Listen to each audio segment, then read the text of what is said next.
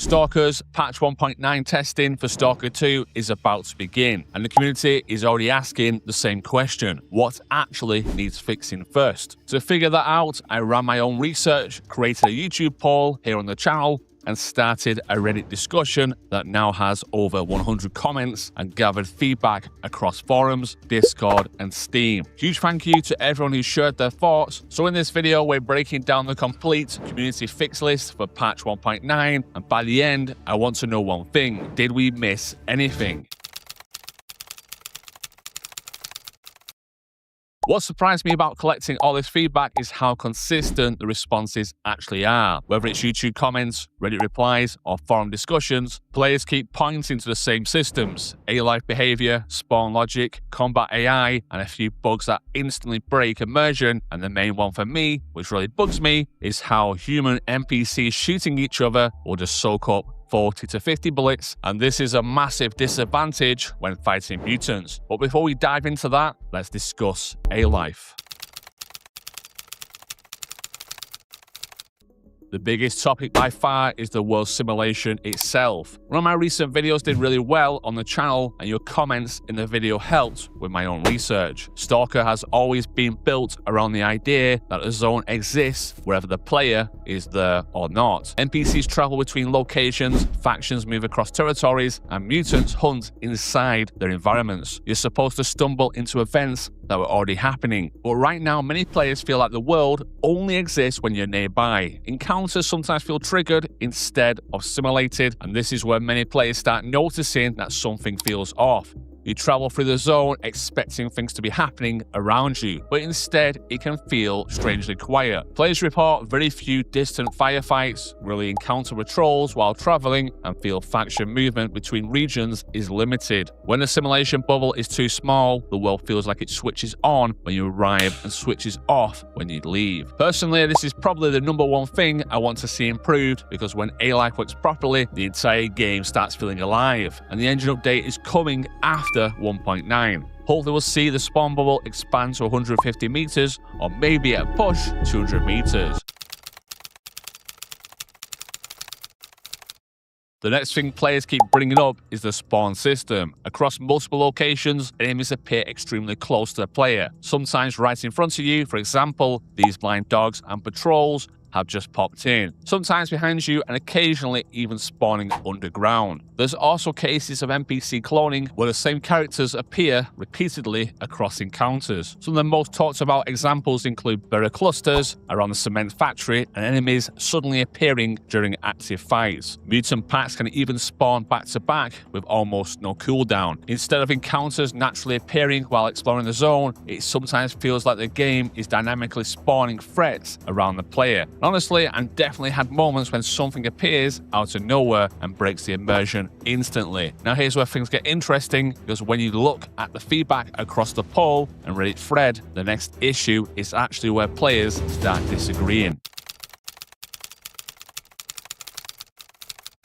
Combat AI is another system where the community feels something is inconsistent. Most players don't say the AI is completely broken, instead they say it behaves unpredictably between fights. Some encounters feel fantastic when enemies use cover properly and move intelligently through buildings or terrain. Other fights feel strange. NPCs sometimes land extremely accurate shots from long distances, even through foliage. Some enemies react slowly after being hit, while others seem to ignore damage completely. As I mentioned before the start, NPCs are shooting other NPCs, soaking up to 40 to 50 bullets. I discussed this in the test channel. Maybe the hit limit should be a little lower, but yeah, imagine an extended bubble where NPCs kill each other like you do. We would have no NPCs left, I get that, but as you get close to NPCs, it needs to be reduced to show realism to some point. It does not seem to change for blind dogs and other mutants, and they're wiping out NPCs who have pumped 40 bullets into a dog with little to no effect, and for me personally, it breaks immersion. Flanking behavior can also feel limited compared to the older Stalker games where enemies repositioned more aggressively during firefights. Personally, I've had fights that feel brilliant, others that feel completely weird, which tells me the system is probably close to working, but not quite there yet. For example, you could probably see this, they just stand there in the open, shooting other NPCs on the other side without cover. And sometimes if two stalkers are behind each other, friendly fire kicks in, which again breaks the immersion. Quick pause here, stalkers. If you want to see exactly how patch 1.9 performs once testing begins, make sure you're subscribed. I'm one of the testers for the update, and when the patch goes live, I'll break everything down into detail so we can see what actually improved and what still needs work.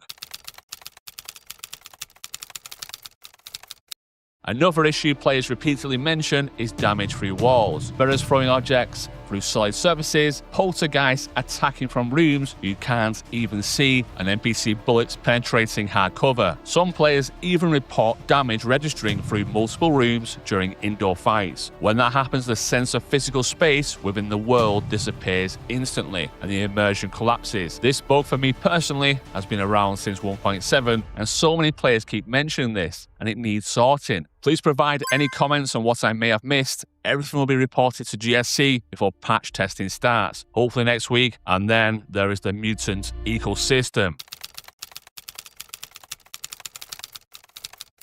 Mutant behavior is another topic players constantly bring up. In the older Stalker games, the zone felt like a real ecosystem. Different creatures lived in different areas, and predators hunted prey. Right now, some players feel mutants behave more like random encounters. Bloodsuckers dominate certain regions, rats spawn extremely frequently, and if it gets any worse, the zone will be like playing a Plague Tale. And bearers sometimes appear in unexpected places. Some higher tier mutants also appear immune to anomalies, which breaks the idea that the environment itself is dangerous to everything in the zone. Personally, I'd love to see the mutant ecosystem become more dynamic, again because that unpredictability was a huge part of what made the original game special. I'd love to see more snorks nesting in buildings, just waiting for an unexpected stalker, but getting back to it. Bloodsuckers are dominating the zone. If this is not addressed with human NPCs, with their spud guns taking 40 to 60 bullets to even wipe out another human NPC, they have no chance against a bloodsucker. On average, when a stalker is hit by a bloodsucker,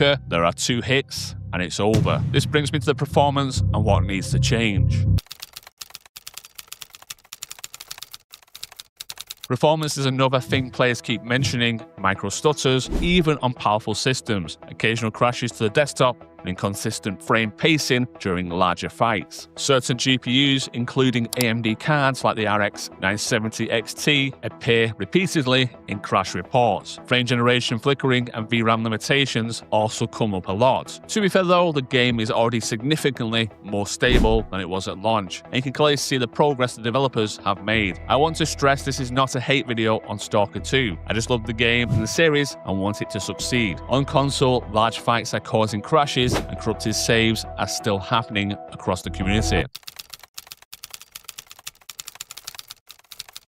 Render distance is another issue closely connected to the simulation discussion. NPCs and enemies often appear at relatively short distances, which means players really observe fights from afar. In older Stalker games, watching distant combat and deciding whether to investigate was part of the atmosphere. This is also why binoculars are one of the most requested missing features. Binoculars only really make sense when the world simulation is visible at longer distances. The reason comes down to render distance and the simulation bubble. Most NPCs and enemies only exist or become visible within roughly 70 to 100 meters of the player. Beyond that distance, the AI often isn't active yet, or the characters simply aren't rendered. So even if the developers added binoculars today, you'd just be zooming in on an empty terrain most of the time. There'll be nothing to observe. In the older Stalker games, binoculars worked because the simulation was farther away from the player. You could sit on a hill, watch distant patrols moving, see factions fighting, and decide whether you wanted to get involved. That kind of long-distance observation only works when the A-Life simulation and rendering systems support it. And this is where the engine update is likely to become important. Expanding the simulation distance and render range requires bigger changes to how the game streams AI, objects, and world data. If the engine can't support those systems running farther from the player, binoculars would immediately expose those limitations, and this is why we have not seen binoculars so far.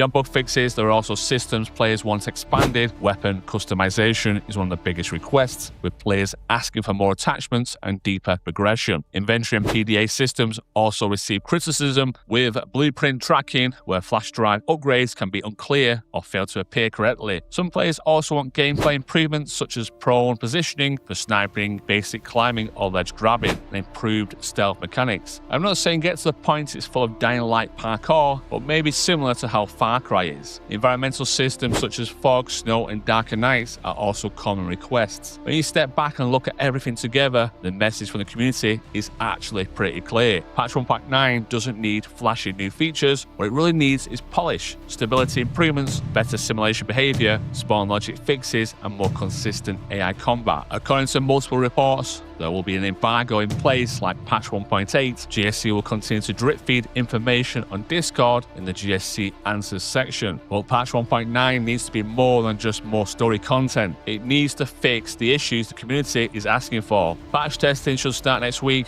Make sure to subscribe. I'll have a detailed review as soon as it drops. If you missed the combat video, it's on screen now.